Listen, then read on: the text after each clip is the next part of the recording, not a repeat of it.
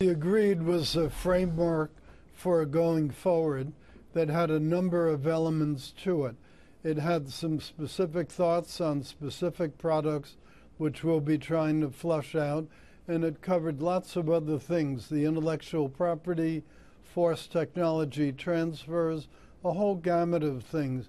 But it's not a definitive agreement, it's a framework. That was Commerce Secretary Wilbur Ross speaking with me exclusively just a moment ago about the framework of current trade negotiations between the U.S. and China earlier this morning. The president just tweeted, I asked Senator Chuck Schumer, why didn't President Obama and the Democrats do something about trade with China, including the theft of intellectual property, etc.? They did nothing. With that being said, Chuck and I have long agreed on this issue. Fair trade, plus with China, will happen.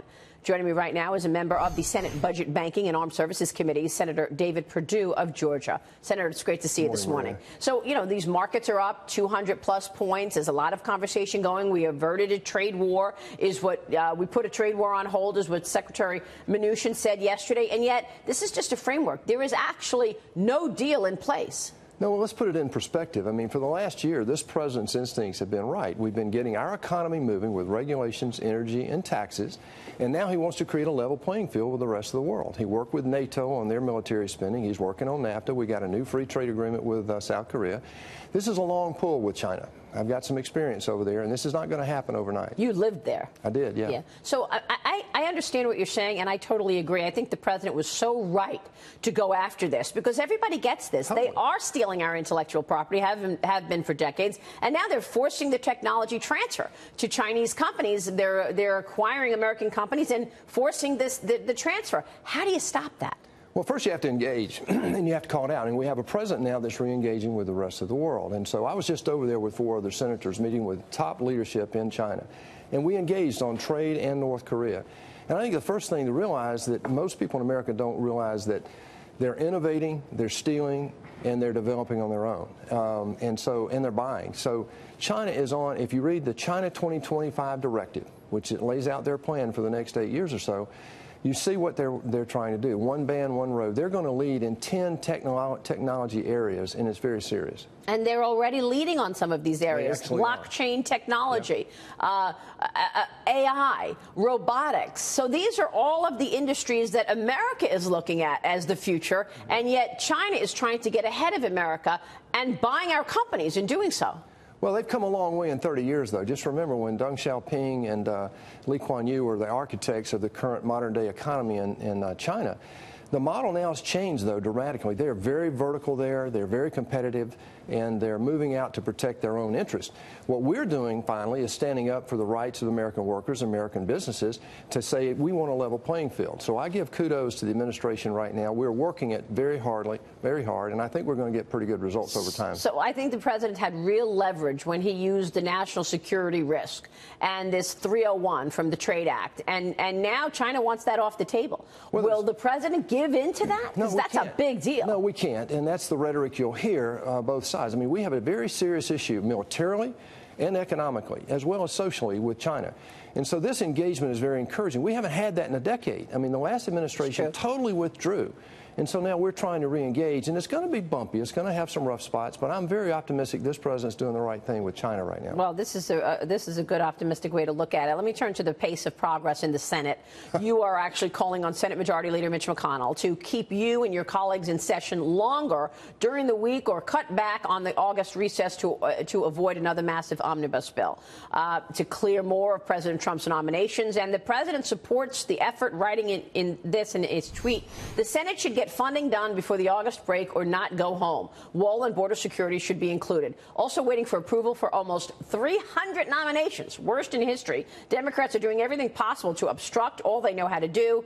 Stay. Senator, your reaction. And what's the reaction of leadership? Maria, you've called this out for years. It's been since 1996 was the last time the federal government was funded by Congress on time, by the end of the fiscal year. Can you imagine that in business? No. Only 4 times in 44 years has Congress funded the government on time. time. So what we're saying is, look, let's go ahead and engage on the spending bills now, and if we have to, stay here in August. And it's also the confirmation debacle that we're facing as well. 284 presidential nominees are waiting to be confirmed today. It'll be 10 years before we get all those confirmed under the present schedule.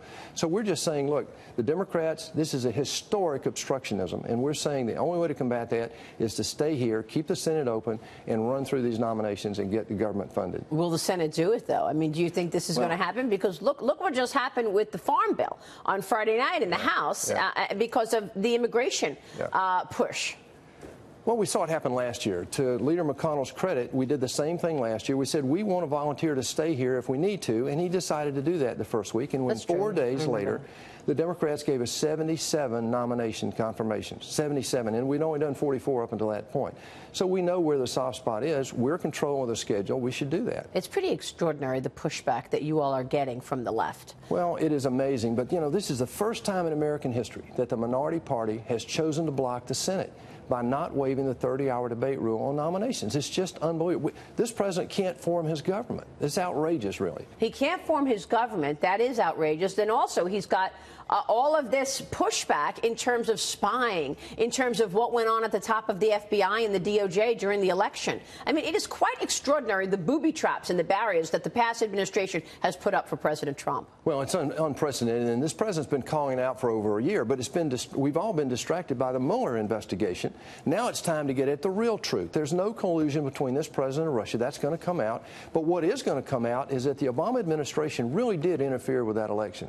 It appears so. I mean, that's what we're learning. Is there going to be justice, do you think? Well, we hope so. I mean, that's what America's all about, is free and open information. That's what the people demand. So hopefully we'll get that in this case. Senator, these are extraordinary times. Extraordinary, outrageous, actually. Incredible. I mean, it threatens our republic, actually. If we can't have the peaceful transfer of power, what good is our republic? And that's what's so threatening by this resist Trump movement out there.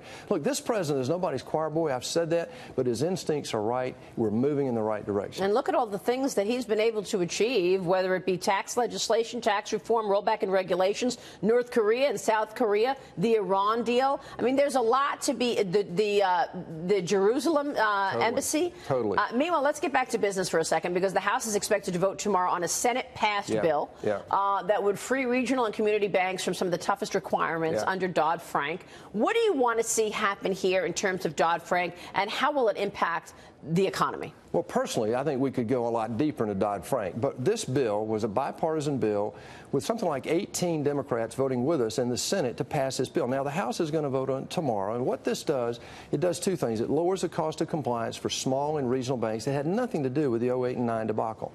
It also lowers the capital reserve requirement. So you'll see local small-town banks getting back in the mortgage business, making car loans again.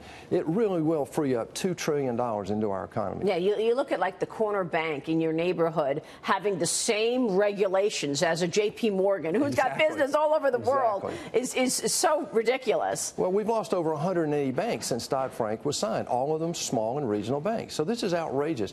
Dodd-Frank did exactly the opposite of what these bureaucrats thought it would do. It actually benefited the big banks. Senator, it's good to have you on the program. Thank you, Maria. Thank you so much. Senator David Perdue there.